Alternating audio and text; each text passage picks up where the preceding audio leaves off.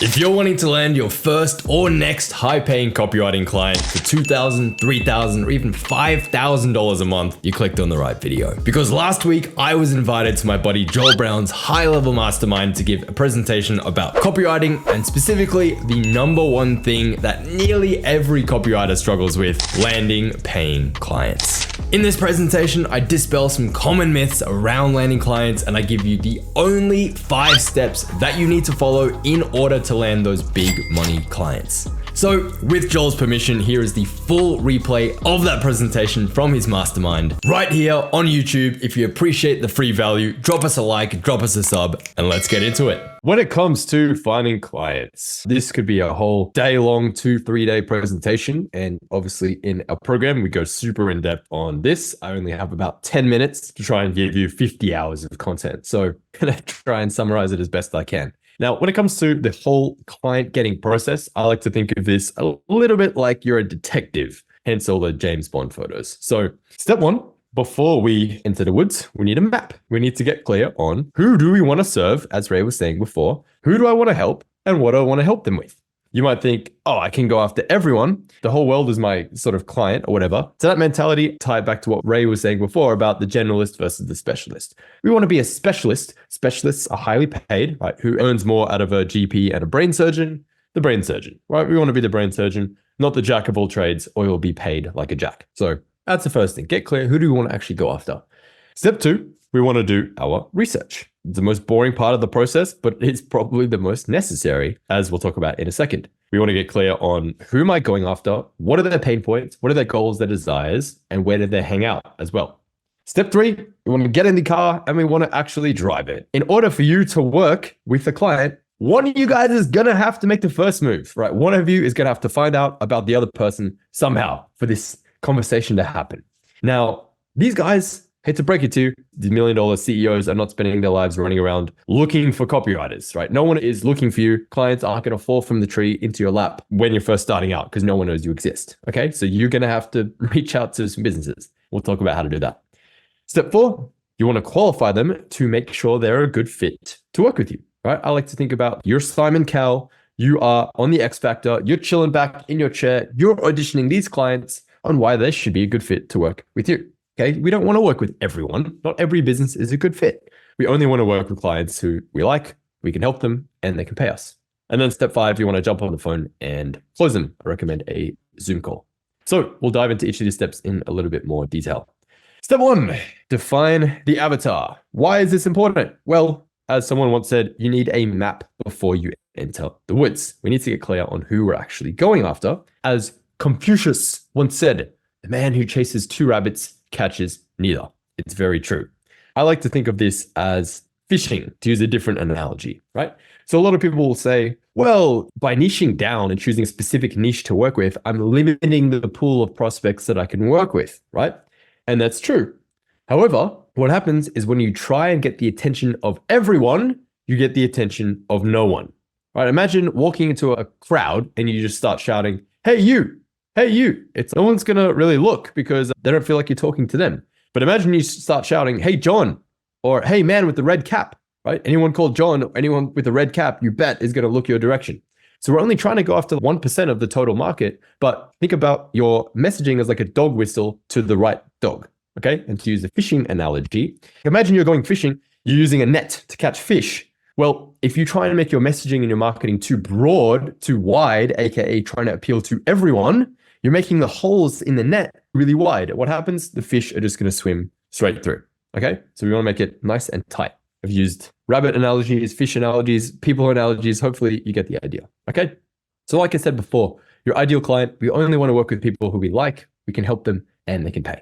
So the fastest path to 6 figures is something called the 5 ones. I got this idea from Clay Collins, who is the founder of Lead Pages, similar company to ClickFunnels.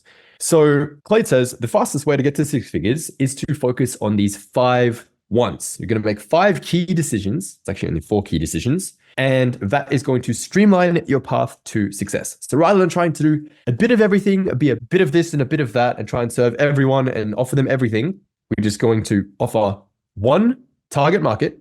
Okay. The target market is one person, one problem, one promise. Right. So that just means we're going to pick one specific niche. It could be gym owners, or it could be dating coaches, or it could be business coaches, or it could be golf stores, but not all of them, okay? One type of business that we're going to help them solve one major problem, and we're going to do that with making one major promise, which segues into the next bit, which is one offer, okay? So we pick one target market, and we want to make them one main offer. As Ray mentioned before, one of my original students, now one of our copy coaches, Matthew Volkwin. I'm not allowed to tell you who he writes for. He's under NDA, but a very huge name in the sort of business influencer world who I guarantee you've heard of. He is his head copywriter and writes all the emails for that person, right? Now, he started as an email copywriter. He said, I'm only going to offer email copywriting to business coaches. Makes it easy. You just cut out 99% of the other options, and now you know exactly who you're going after and exactly what you're offering them. So you're going to take the service, might be email copywriting, and you're going to package that into a concrete, specific offer, like Ray was talking about before. Next, one traffic source. So you could use Facebook groups, Instagram, LinkedIn, cold emails, run ads, put up a billboard. There's a million and one things you can do to generate leads and to get traffic. We're not going to do all of them. Okay, we're just going to pick one main traffic source. That's going to be your outreach channel. And you're just going to focus on that, dial it in, get it to work.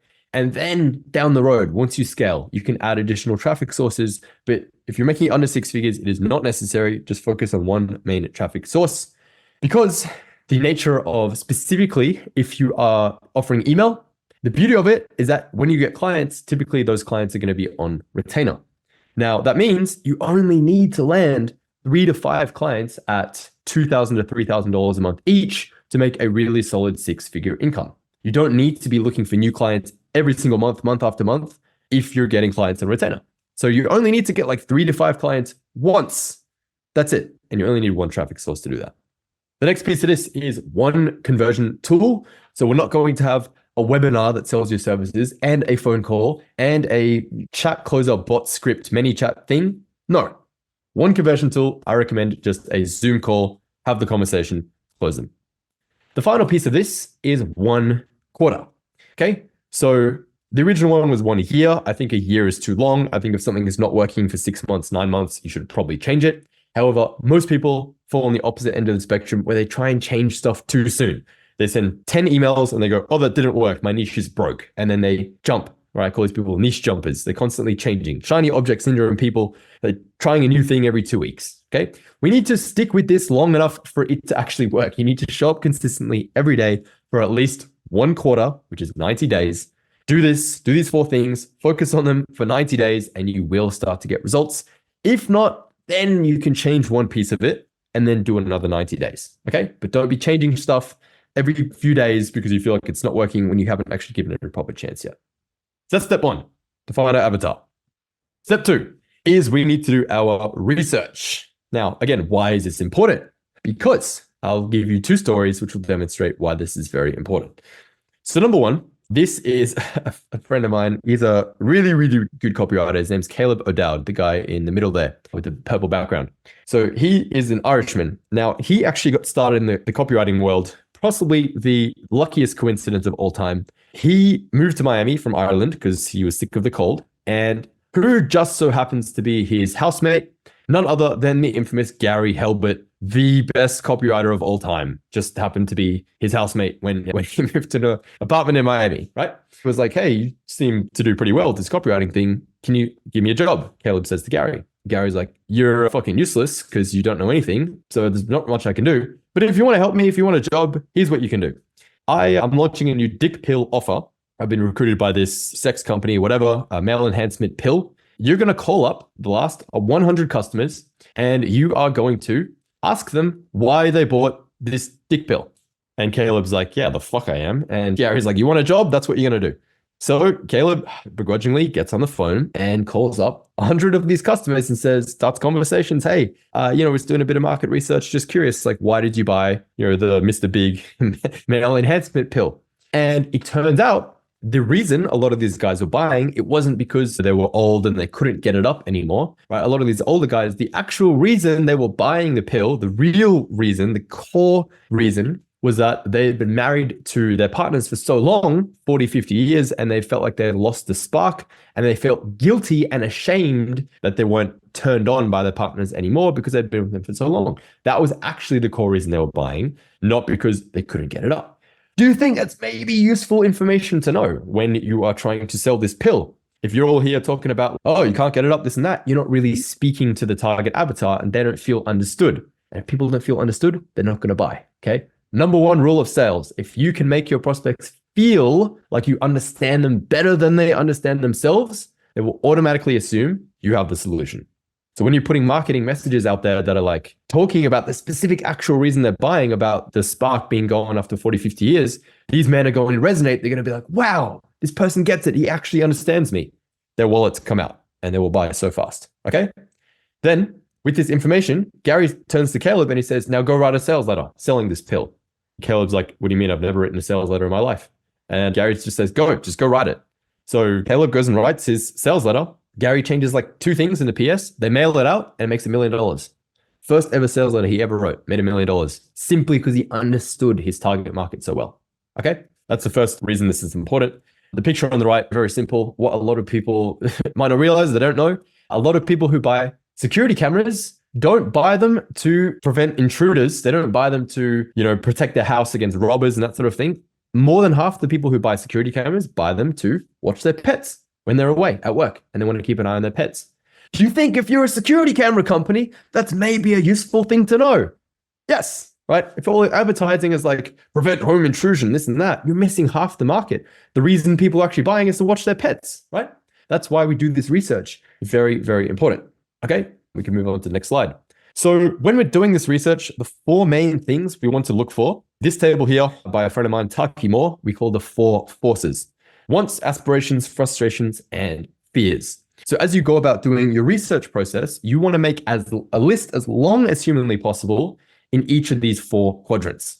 Start with frustrations, meaning what are the things that your target market is frustrated about? Okay, so for example, if you're selling a weight loss offer, it could be a weight loss coaching program, gym membership, it could be a supplement, a fat burner supplement, anything like that.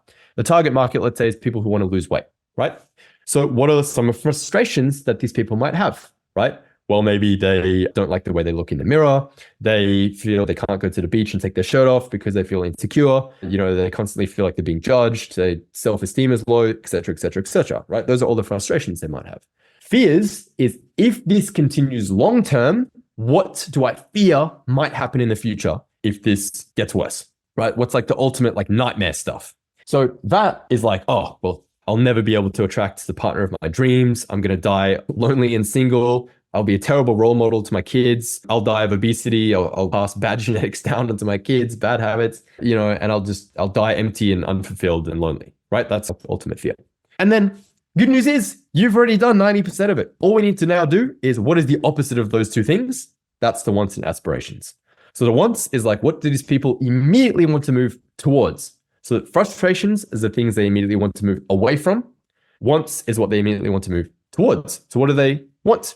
I want to immediately look better naked. I want my old clothes, jeans from high school to fit me again. I want to feel confident in my own skin. I want to love the way I look in the mirror. I want to be able to take my shirt off at the beach. I want friends to envy me and look at me and how fit you are and compliment me and et cetera, et cetera.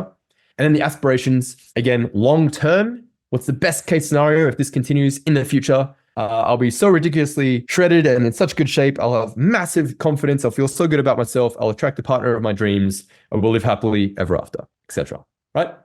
That's the 4 forces. The more effort you put into that, the outreach stuff becomes a breeze. Trust me, becomes very effective. Let's move to the next slide. So the other question we have then is, well, where the hell do I learn all this stuff? I'm not a wizard. I'm not a psychic. Like, where am I supposed to get this information from?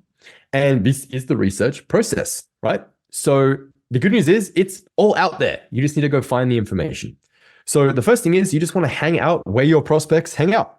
So join niche Facebook groups full of business owners of that type, if you can find them. For example, if you're targeting gym owners, well, join groups full of gym owners and see what they're talking about, see what problems they're posting about, see what questions they have, see what comments they're leaving. You want to get inside their head as much as possible. Reddit is a great one. It's an absolute cesspool, but it is very good for people ranting and complaining. That's pretty much all Reddit is. So that's a really great one for research as well. Forums. Just look at as many forums as humanly possible. Read through all of them that are in your niche. Pro tip, there's a Chrome extension called Discussions. It's free. Download it. It adds a new tab to Chrome. So you know how you have images, video, web, so on. It'll add one called Discussions. You click that, and every result that comes up will be forums. So if you're trying to learn more about your target avatar, maybe you're, again, wanting to help gym owners. Well, what are the type of things gym owners would be searching for? How do I grow my gym? You would type in, how do I grow my gym? And then you're going to look at all the forums, see what people are talking about, see what people are saying, see what other solutions out there that exist. And you can learn where the level of market sophistication is at. And then you can differentiate yourself as well. YouTube, which videos have the most views? What are the comments saying, right? Amazon, what books are the best selling? What do those books promise? What's the title of the book? Look at the reviews of the book, the 5-star reviews. What do people love about it? The 1-star reviews. What do people hate about it? The 3-star reviews, right? What do people like wish could be better? All of that is gold for market research. And of course, the absolute best of all, as Caleb says, ring up previous customers and talk to them, right? With the dick pill story. So talk to business owners wherever possible about what are their struggles with email marketing, right? What are they doing? What are they not doing? What do they wish they could have? What's an immediate dream outcome for them? What do they struggle with? So on and so forth. Hear it from the horse's mouth directly. That's the best market research you can do. As a little bonus, ChatGPT is actually really incredible for market research. I've just copy pasted and given you a prompt right below that you can use. Plug that directly into ChatGPT and you can do some really good market research. So I run a niche business and I help target avatar to goal. I'm marketing to these people using ads, email, and social media. Can you give me 10 pain points? Someone in the niche, whatever niche you want to target, goes through on a daily basis, weekly basis, monthly basis, and yearly basis. And it'll just give you a ton of different pain points. And so you can use that for market research as well. So that's the research process. Hopefully you can see why that's important. Step 3, this will take the longest to talk about. And then step 4 and 5 are very, very quick. So why is outreach important? As I mentioned, if this relationship's going to happen, one of you guys is going to have to find out about the other one somehow. Great ancient philosopher on a similar level to Confucius. His name is Sean Ferres. And he says, the car doesn't move unless you fucking drive it. Okay, very profound, I know. You'd be surprised, though, how many people employ the hope and pray strategy. They learn copywriting and they sit around twiddling their thumbs, waiting for clients to fall into their lap. Not how it works. We have to be proactive. We have to reach out to them. Until we've built up a brand where people are coming to us, we have to make the first move, okay? So where do we find clients? So many places. Another one, Facebook groups. Again, right? Facebook groups are one of my favorite. If you can find niche Facebook groups, it's like Zuckerberg has just shined a giant spotlight directly on a pool of people. If there's groups like fitness coaches, etc., then there you go. There's 5,000 of them right there in a group for you to reach out to. Instagram, another really good one. Hashtags and related accounts. So if you're looking for fitness coaches, for example, type in hashtag fitness coach, right? And you're going to find shitloads of them. Once you find an ideal client, then by looking through their profile, make sure they look legit, credible, they have an engaged following, they have a link in their bio, it looks like they're an established business. Then you just hit the drop down arrow after you follow them. And then Instagram hands you on a silver platter 20 more accounts that are similar to them. You just go down the rabbit hole and you repeat. You can build a ginormous list of clients really quickly. LinkedIn, another great one. There's lots of filters and search settings you can use to find clients on LinkedIn. Google search, just type in dating coach, fitness coach, gym, whatever, golf stores, whatever you're looking for, right? And obviously Google's great. It is the world's biggest search engine. Lead scrapers, there's tons of these that you can use as well, which actually have a database full of leads that you can search by filtering settings and so on. So Apollo, Instantly Lead Finder, LinkedIn Sales Navigator, there's dozens of those that are really great that will just give you a huge list of leads. These are paid tools, so you have to pay somewhere $50, $100 a month or something to use them, but that can give you a whole bunch of leads really quickly. Good old ChatGPT as well. We can leverage AI and actually ask it for a list. So if you prompt it enough times, you convince it that privacy doesn't matter. Eventually it'll listen. And then you can just say, hey, can you give me the list of 50 biggest names in this industry? They're publicly available contact information. And sometimes it'll give it to you in a table, which is very handy. Alternatively, you can even ask ChatGPT, hey, where can I find these people? And then it'll give you suggestions as well. So a bit of fun. When it comes to outreach, there's really 3 main approaches that I like to use and that I like to teach. If you've ever played good old Team Fortress 2, then you'll know these characters. But really, there's the heavy approach, which is just big volume. It's like spray and pray, but a little bit more calculated. So essentially, it's just putting a lot of outreach, and eventually people are going to respond. The sniper is a lot more efficient. It's one shot, one kill, getting very targeted on, I want to work with this person, and then putting in a big amount of effort to get in contact with them and provide a lot of value upfront. So if there's people you really want to work with, the sniper approach is great. And then engineer, which is really kind of like the heavy, it just puts it all on autopilot. So we can use a bunch of softwares and sophisticated AI tools and systems to build big lead lists and automatically email all of them, automatically follow up using automation and that sort of thing. That's a little bit too complicated and technical to get into here. So I'm going to give you right now 3 of the most simple ways to land clients in 2024. These aren't necessarily the absolute best. I think they're 3 of the absolute best, but they're the 3 most simple that I can explain. And you can go ahead and you can use these right now to start getting clients, like straight after you watch this. So first one, a lot of people don't even think to do this, but you can actually search, go to job sites like Seek or Craigslist or whatever the hell job sites you have in your country. Just search for the word email marketing manager. Search for the phrase email marketing manager. You'll find a bunch of people posting listings for $60,000 to $100,000 a year for that position. What you can do is you would reach out to them, send them a cold email, whatever it is, the same way you would normally pitch clients, provide some samples, testimonials, demonstrate credibility, proof of your work, a bit of humor, a bit of wit, a bit of charm, demonstrate your writing ability, show up differently from everyone else, provide some value if possible, send some free samples, that kind of thing, right? And then simply convince them on why it's better to work with a freelancer instead of a full-time employee. And those benefits are going to be you're cheaper, you're only $2-3 grand a month instead of $60,000 a year. They don't have to pay any sort of employee benefits or taxes or that kind of thing. So it's actually more efficient to work with freelancer than a full-time employee. And that's how a lot of top-level copywriters get their clients as well. It's very simple, but a lot of people don't think to do it. So that's an easy place to start. Next one. This is probably the most effective way to get clients. It takes a little bit of time, but it's free and it's something anyone can do. So I realized this because if I think about any service that I've bought from someone who has cold pitched me, there are only 2 people in history who have cold emailed me, got me on the phone, and got me to actually buy something, right? I'm very easy to sell to, but I'm very hard to get on the phone. I don't like getting on the phone with strangers. So Alex was the first person to ever do it. Hats off to Alex. And a very simple strategy. So he reached out, the personal email, a personalized compliment. You could see that, hey, Sean, been loving your no bullshit content on YouTube lately. Keep it up. And he says, hey, do you know when people click unsubscribe from your email, they can report you as spam? Obviously, we don't want this. So I made a quick 2-minute Loom video explaining how I can help you reduce spam complaints and actually make sales when people unsubscribe from your emails. I would love to have a quick chat about setting this up for you. Just reply if you're interested. I'll send you my calendar. Here's a video.